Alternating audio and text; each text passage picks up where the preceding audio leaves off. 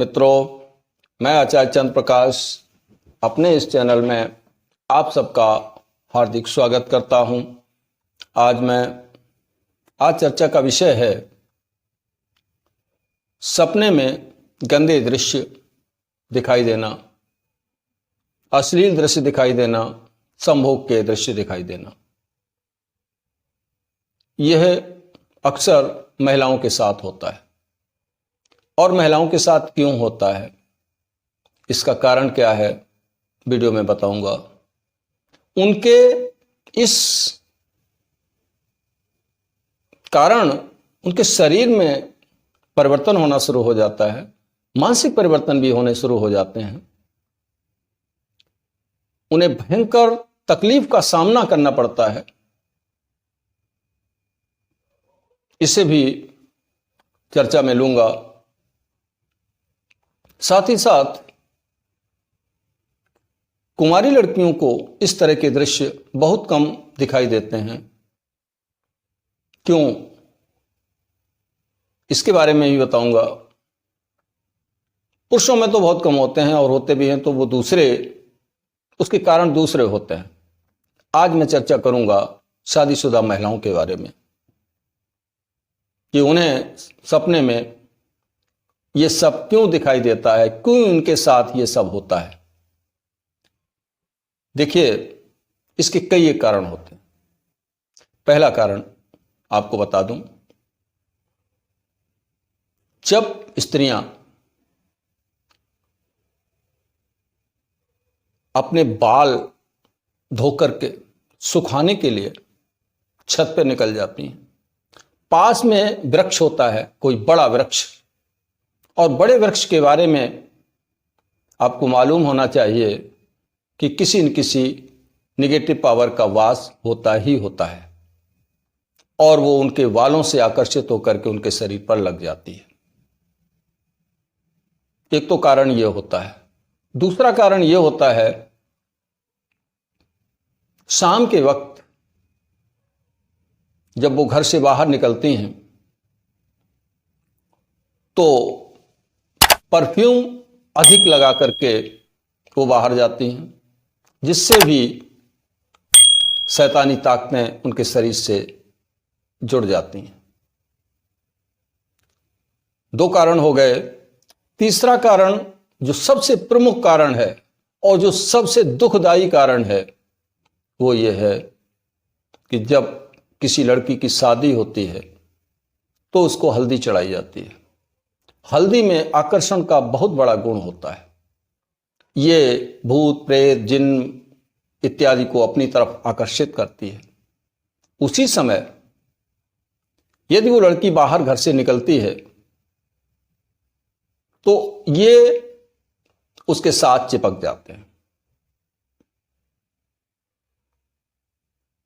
चौथा कारण यह है कि जब फेरे होते हैं, शादी के फेरे जब होते हैं, तो ये उस शरीर से चिपके हुए हैं, तो ये उन फेरों के साथ बंध जाते हैं और उस स्त्री को ये अपनी पत्नी समझ बैठते हैं।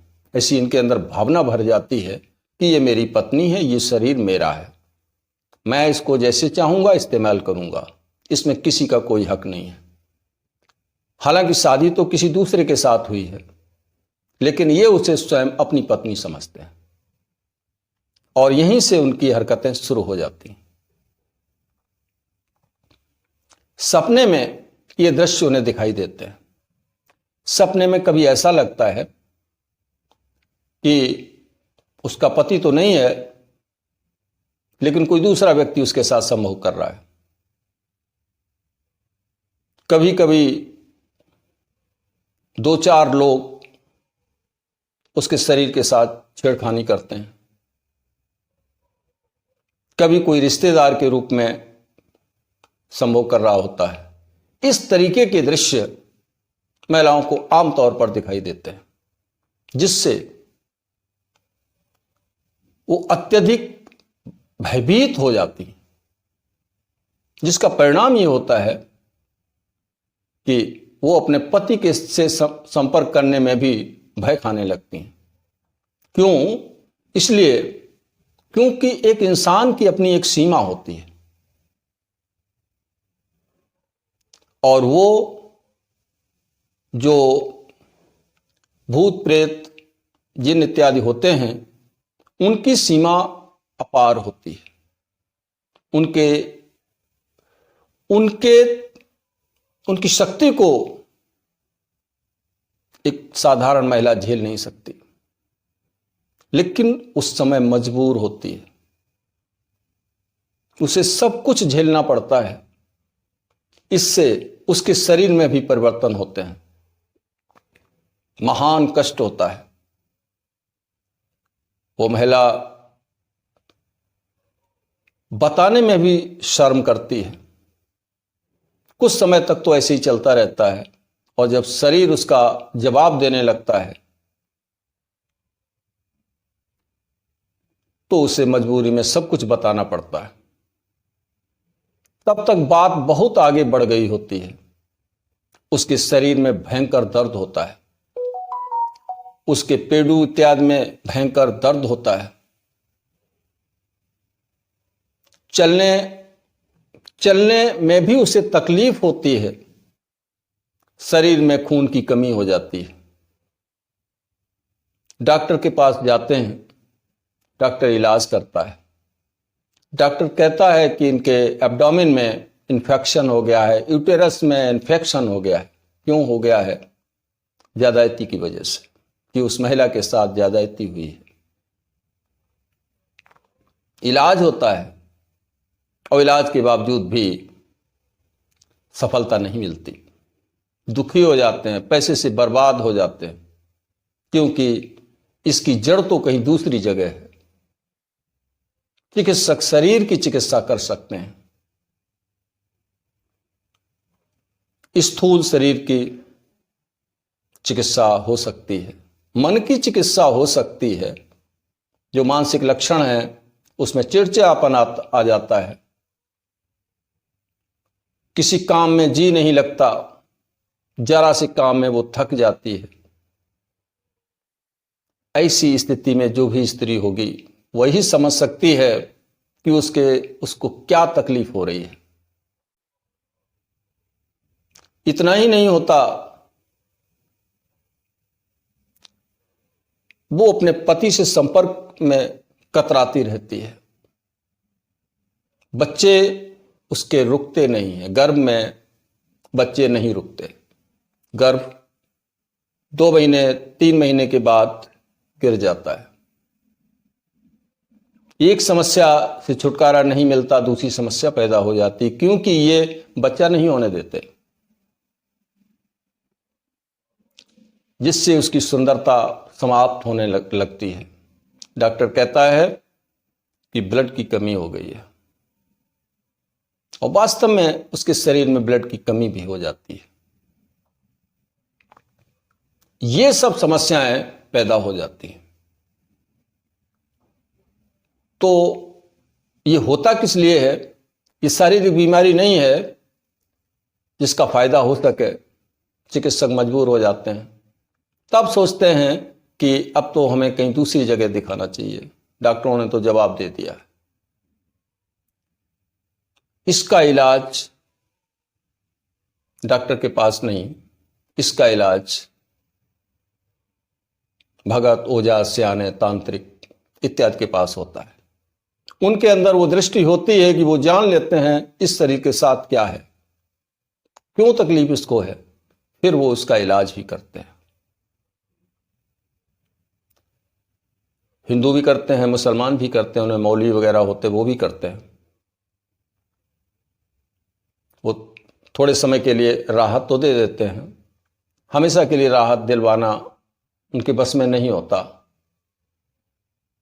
हमेशा के लिए राहत अगर चाहिए तो किसी भी भगत के पास आपको जाना पड़ेगा, किसी धाम में जाना पड़ेगा जहां इसका इलाज हुआ करता है। जैसे बालासर धाम है, मेहंदीपुर बालाजी धाम है, आप वहां जाकर के इस विपत्ति से छुटकारा पा सकती हैं। क्योंकि स्वयं आप साधना करके आपका साधना करने का मन ही नहीं होगा और वो जो शक्ति साथ में जुड़ी हुई है वो आपको साधना करने भी नहीं देगी, तो आपको दिक्कत होगी। तो आप जा सकते। यहां पर हमारा उद्देश्य किसी प्रकार का अंधविश्वास फैलाना नहीं है। मैं स्वयं भगवान शिव का भक्त हूं, उनका छोटा सा सेवक हूं। मेरा उद्देश्य आपको वस्तु स्थिति से अवगत कराना है, सत्यता से परिचित कराना है, क्योंकि इस प्रकार की शक्तियां इस संसार में हैं और इस तरह की परेशानियां भी इस संसार में हैं। पीड़ितों की संख्या भी इस संसार में है और उनका इलाज भी होता है, ठीक भी होती हैं। तो आप किसी के साथ इस तरह की कोई समस्या है तो इन जगहों पर जाकर के अपना इलाज करा सकते हैं। पहले वरीयता देना है चिकित्सक को, डॉक्टरी इलाज कराना है। डॉक्टरी इलाज में असफल होने के बाद तब इस तरीके का कोई विचार आपको करना चाहिए। वहां जाकर के आप इस परेशानी से छुटकारा पा सकती हो, क्योंकि ये आगे चल के धीरे धीरे उस शरीर को ही खत्म कर देते हैं, उस महिला को ही जर्जर करके वो महिला स्वतः ही समाप्त हो जाती है। तो ये चीज जो है बड़ी, मैं आपको बता रहा हूं, बहुत भीषण परिस्थिति में फांस देती है। चाहिए इसके लिए हमेशा सतर्कता बरतना। अरे किसी ने मना किया है तो बाहर क्यों जा रहे हो? बाल सुखाने हैं तो घर पे सुखा लो, नीचे सुखा लो।